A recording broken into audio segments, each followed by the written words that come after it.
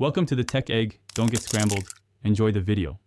In this video, I will explain how to study a level law. Start by mapping the syllabus into manageable topics and set realistic weekly goals. Prioritize landmark cases and key doctrines, then build concise notes for each topic. Create active recall prompts and use past papers to test application, not just memorization. Schedule regular review sessions and form a small study group for discussion and feedback.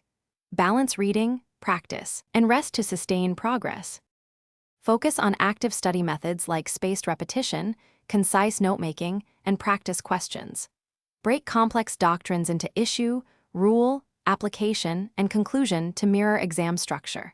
Use past papers under timed conditions to build speed and issue spotting. Make concept maps to link cases and statutes for deeper understanding. Record short audio summaries to review while commuting or exercising. Regularly self-assess and adjust study methods. Plan a realistic revision timetable with milestones and mock exams.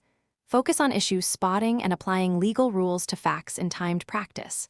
Review examiner reports and mark schemes to align answers with expectations.